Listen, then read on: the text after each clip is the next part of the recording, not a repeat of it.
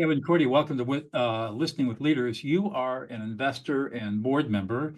Your website is korte.co. Welcome to the show. Thanks for having me. I'd like to have just a little bit of a backstory. Tell us a little bit about where you've come from to what you're doing today as an investor and a board member. Absolutely. I originally moved from Germany here about 10 years ago, building out the subsidiary of a German company, and kind of fell into sales and leadership. And so many tech people do, was completely lost at that point. And from that, built myself up to leading the organization over here. And now, after 10 years in the role, or 12 years, 13 years with the company, I'm slowly moving into being an investor, being a board member to some of my investments and some other companies, and build out my experience in the non-leadership or non-executive leadership, because board is still a leader, but Right. it's different there than being the guy who says, do that. So you've been in the, you moved over here with a company that was employing you to build out a subsidiary, and your role in that was you were the kind of one of the top guys doing that work. Yep, I went from being a project manager to being one of the top guys here. That was a pretty big jump. Absolutely. And yeah, the biggest threatening part was picking up the phone and calling people. Like being a sales guy and being the guy who hires people. So you hired, fired. You were kind of doing, it sounded to me like it was like a startup. So as a CEO of a startup, you're doing everything. Yeah, you start with doing everything, and then you slowly give up, and then you have like managers, you get managers of managers. So it's not the same as a startup because we had a proven product, and a product which was financed by the customers in Europe, but a lot of the sales part, of the convincing people part to do something, was very startup-y. You basically had to build a sales organization because you had the product. Yeah. And then and go to market in the United States. So you started with, I take it, started with you, number one. Yep, and then hired. And how big did the organization grow in 10 years? It's mostly contractors, thanks to our wonderful state system here. That makes it hard to count whether you want part-timers, and you get like somewhere to 30 with the contractors. So you used a lot of independent contractors, remote workers, people like that. Yeah, I still haven't figured out why you need to register in 50 states if you have a single employee in that state. That's just how the US works. So it's a lot. Well, we're 50 different countries all under one umbrella. Yes. It's essentially what it is. So what motivated you to move from executive leadership into board leadership? It's a lot to do with the sales part and with the people part, because I really like doing the strategy part, like looking out where will you be in 5 years and 10 years, versus the nitty-gritty of, yes, you'll have to cut down on people, or yes, that guy doesn't perform. And that's kind of preference and also personal strengths. And so what is it about being on a board and being an investor that is more attractive than being an executive? It's the people you work with. So it's the way people express themselves, to express their ideas, generate ideas, and the way you have to approve plans, give feedback on them, and focus on the long-term ideas, the strategies, and the kind of the visions, really, versus the, I think everyone who runs the company knows the nitty-gritty stuff you don't want to spend money with or time with, but you can't delegate away because it's really your job to deal with it. And the board membership flips it around. You don't have to do the nitty-gritty stuff. You get a lot of the things, the research done by the executive, and then it's upon you to listen to what they say and to question whether they considered everything, whether the conclusion is there, and whether there's any risk they overlooked. And whenever someone has been in a position long, you overlook risk because you think that will never happen. And of course it does. Inevitable. So I take it that you like the strategic work that's Yes. done at the board level as opposed to the nitty-gritty operational work that's done at the executive level. Yeah, the operations workers. And so what is it now that, have you done a complete transition? You're completely out of executive leadership now? Nearly. So It's, that's, yeah. what is it that gets you up in the morning and gets you excited to do your work? By now, it's the aspect which I dreaded when I started. It's meeting new people and getting new ideas. And Mhm. so it's on the investment side is hearing the pitches, hearing what ideas people have, and seeing that admittedly a lot of founders are similar to my sales experiencing. I have a great product, everyone will come buy it, Right.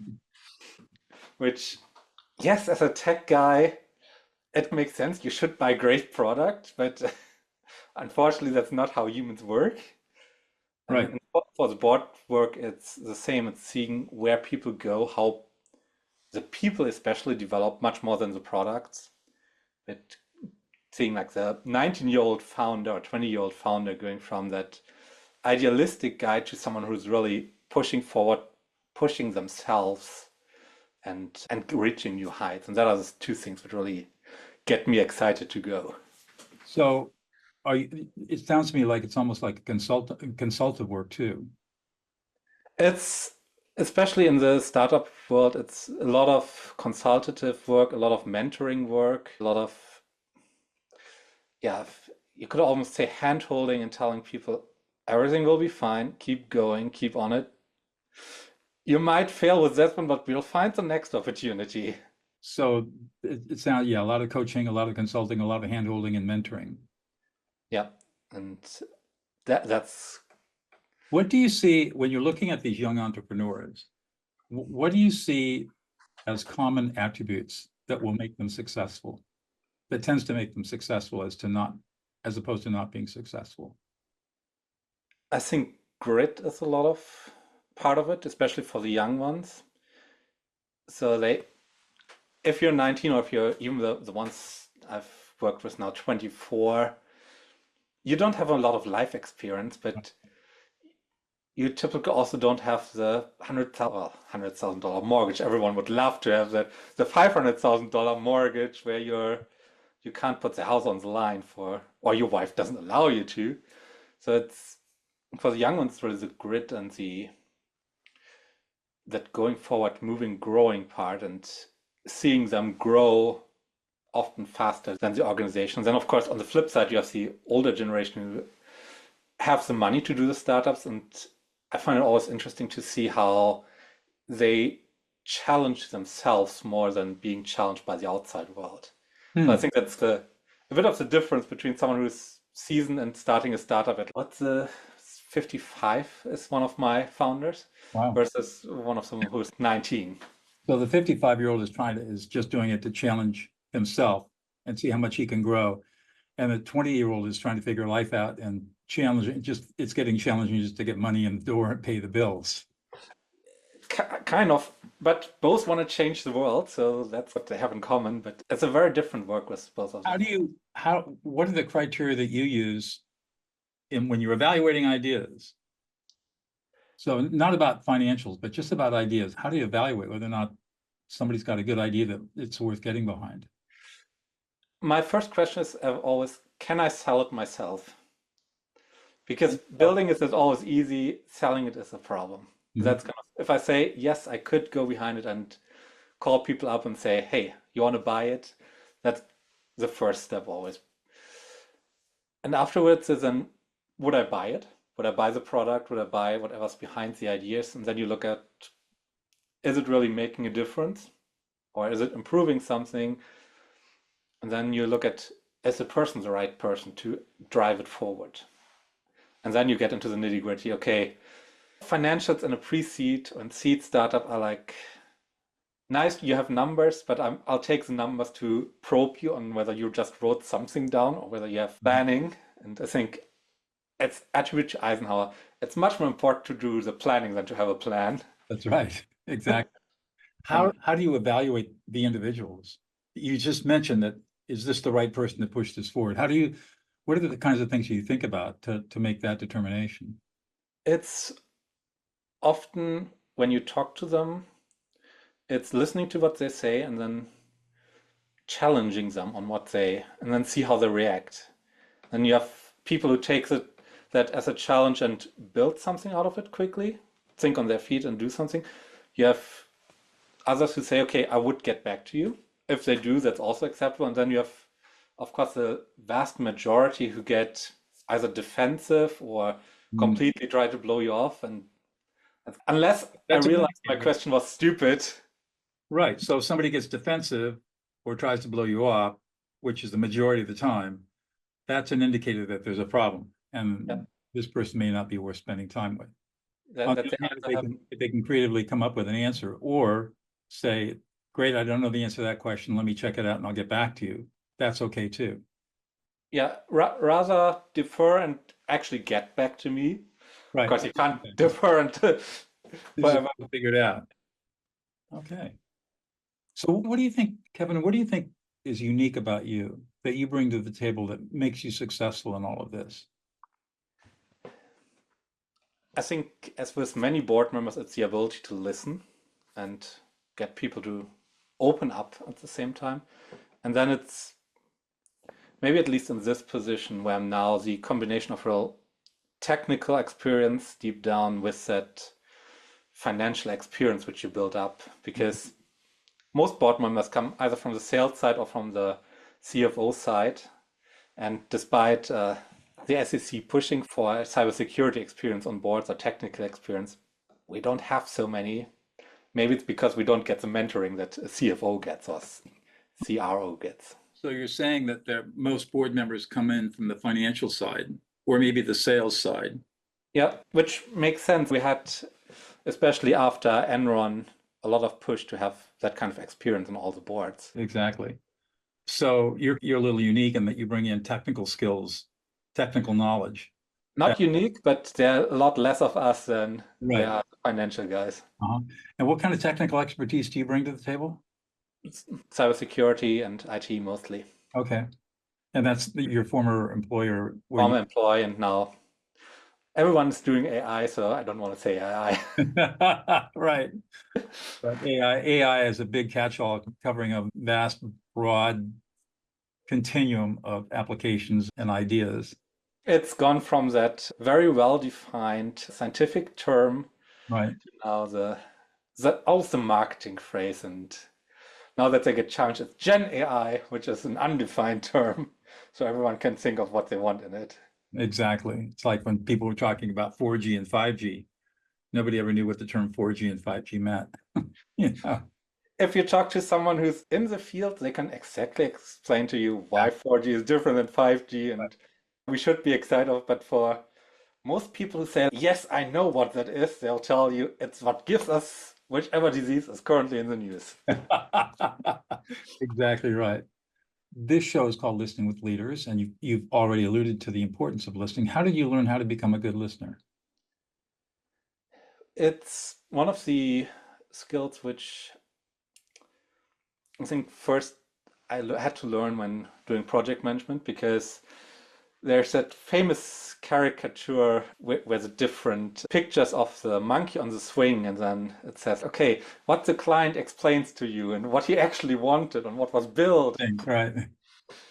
And that kind of taught me, okay, you have to listen to what he actually wants. And then once you go into sales, it gets even more critical, because I don't want to really do anything now. Let's do it in 6 months.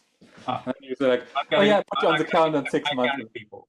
Yeah, I got to go talk I need to go talk to the CEO about this. Exactly. And then you have to actually listen out or find out, does he actually only make a decision in 6 months, or is there something in between which we have to tackle?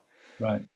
And naturally, when you go then to leading, people don't want to tell you, I feel shitty or I don't like to work with someone. Right. They are like, oh, everything's fine. Which here in America is like, I'm going to quit soon. English is obviously not your German, so English is not your native language. How do you learn how to listen in English? It's, in the end, it's experience. And I have to also say that Toastmasters helped with their roles and their structures of simply getting to learn it. And then in the end, you pick up the habits of what people do around you. And I think it only recently did a big jump as well, which going on a board, because I was the guy who did particularly take notes. You're not allowed on a board, on most boards, to take notes because it creates a record of the decision, and you only want to have one set of minutes. Got it. And it apparently makes it quite a difference in psychology, whether you take notes and then you remember stuff versus listening and actually processing it. And maybe we're teaching it wrong, and especially once people reach university levels where still continue taking notes from your teacher instead of processing, questioning what comes on, and building that mental point of, okay, what do I have to retain and what do I just have to discard, versus the meticulous notes, which can almost serve as a lesson plan. I have never heard, this is the first time in my life, and I've been a lawyer for 45 years, a very sophisticated lawyer. This is the first time I've ever heard of a prohibition against board members taking notes at a meeting. It's either you're not allowed to, or they get collected, so they're pointless. So I know that most boards will probably say, okay, you have to hand them in at the end. But Huh. So they can control the information. that there's exactly one set of minutes. And if you get sued, it's not, wait, he wrote down something which supports me, but the official notes say something different. Did you manipulate them? Huh. Interesting. I'm thinking I was a trial lawyer for 22 years, and I'm just thinking about from a litigation perspective, what that's all about. Very interesting. So you learn to listen because you can't take notes. You got to pay attention to what's going on. You got to retain what's important, toss out what's not important. And you have to ask questions afterwards. And you have to be able to ask intelligent questions that are going to get you the answers that you want. Ever come across a problem where a situation where people are not telling you what you want to hear, that they are skirmishing around the truth? It's less skirmishing around the truth than more not telling things. Omitting stuff. Omitting facts which aren't favorable. And does that happen often? It's especially with investment and with pitches, you have trying to skirt that, no, the customer hasn't signed yet. We're almost ready with them to sign. And that's, I think, the most common one. We almost have a customer, or we have 3 prospects which are about to sign. And you have to, okay, what does about to sign mean? Exactly. Or we have 400 letters of intent. What does that mean? Yeah, what's a letter of intent? That's a little different situation, though.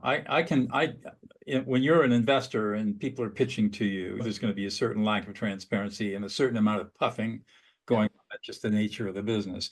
But I'm thinking, as a board member, when you're sitting there and the executive team is giving you information, I'm curious as to whether or not you're ever in a situation where you feel like this whole story isn't being told to you.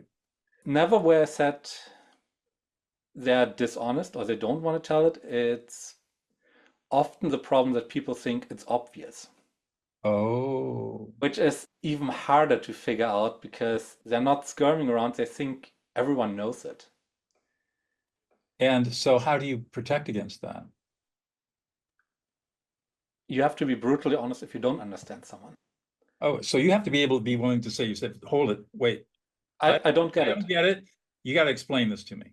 Yep.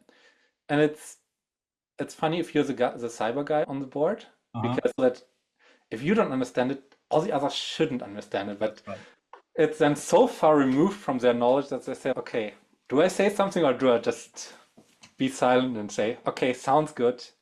Great terms you used. How do you make that? Because cyber is really a big deal. How do you make that judgment call about whether or not to speak up and say, wait a minute, I'm putting my cyber hat on and I need to know more? It's simple. You don't understand it, you ask. There's no judgment call in there. And I know for some points, especially when it goes into you said you're a lawyer, I don't have the training that I can challenge a chief legal officer. I'll take the same call then. I don't understand it. Please reformulate it so I, as someone who's not a lawyer, understands what you're saying. There you go. Good. Yeah, no, I think that's really important to be able to ask people to explain things. And if they can't explain it in ways that the non-professional can't understand it, they're not doing their job.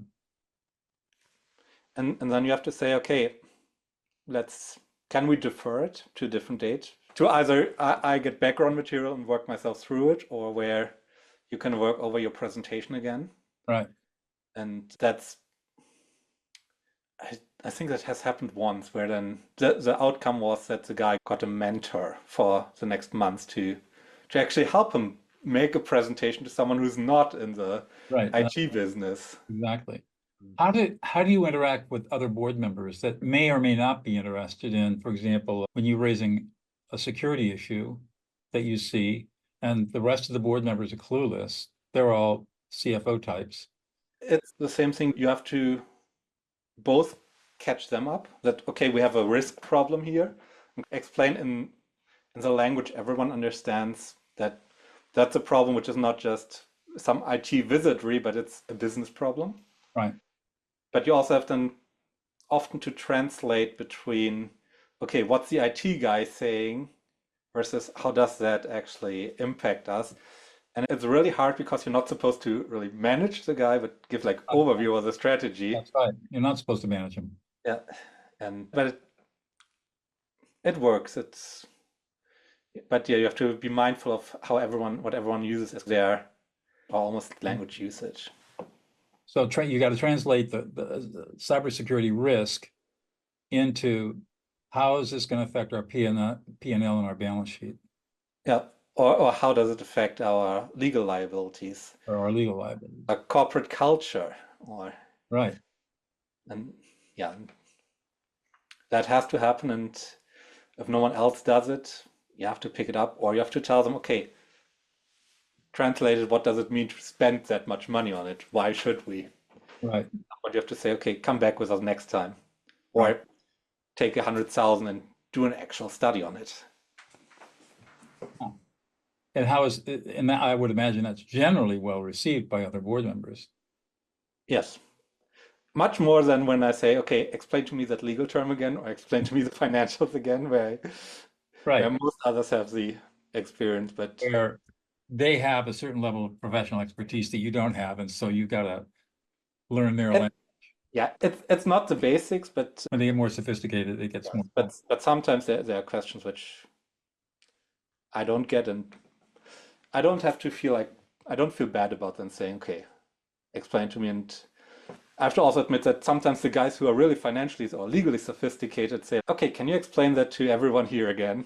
Because I don't think anyone will understand it. Right. And whoever chief legal officer, whoever it might be, they're usually okay re-explaining it, right? It's often not just okay, it's also almost like an aha moment where, oh, I've never thought about that people wouldn't understand that citing 3 legal cases in my one slide would cause people to think, okay, what are you talking about? Right. Interesting. Where do you go from here? You're going to move into being an investor and board member, and you still look like a pretty young guy. What holds the future for you? That's probably for at least the foreseeable future, the position I'm searching out, and maybe do some consulting on the side to keep like the IT skills living, or keep like that connection of translating IT to business people living. But mostly it will be the investment side and the board side. There you go. One more question, Kevin, I'll let you go. What's one thing about yourself that we would never know about unless you revealed it to us? That's an interesting thing you'd never guess. Given that that I'm in my office, it's hard to say. You'd never guess that I'm an avid sailor because there's sailboats all around me. Are you an avid sailor? Yes. Do you have a boat? None which I personally sail. I had a couple of boats which actually that's a funny story. I bought the right to a boat just before the pandemic for chartering that out, and then the pandemic hit, and I sold the right of that still unbuilt boat. Unbuilt. For 4 times the money because someone really wanted a boat during the pandemic. Wow. And now that guy has the boat and is looking to sell it. I'm a racer, sailboat racer. And my wife sailed across the ocean when she was 12 years old, across the Atlantic from Chicago to the Mediterranean. So I live in a sailing family. And right now we've got out on our driveway, we have a little Prindle 16 catamaran that we're rebuilding. Prindle and Hobie were partners, and they broke apart back in the day. And Prindle wanted to build a racing catamaran. So somebody gave us one. So it's old. So we're going through and changing all the rigging out and changing all the lines. And as soon as it cools down here, we're going to I've done see if it works. during college, Miami, no, not Milano, Miami to Sicily. So crossing the Atlantic in that direction. Okay. Did you cross the Atlantic? Yeah. Yeah, what, a 10, 12-day voyage? Yeah. And that showed me how important a good leader is, because we skirted the edge of a big storm, Atlantic storm, and that worked really well because we had a good captain, but then we had a storm in the Mediterranean with a different captain, and the owner who was on board nearly threw the captain over because he was like panicking. Oh, wow. Crazy. Cool. We're sailors. How fun is that? Kevin, it's been great talking to you. Thank you so much for your time this afternoon. Thank you for having me.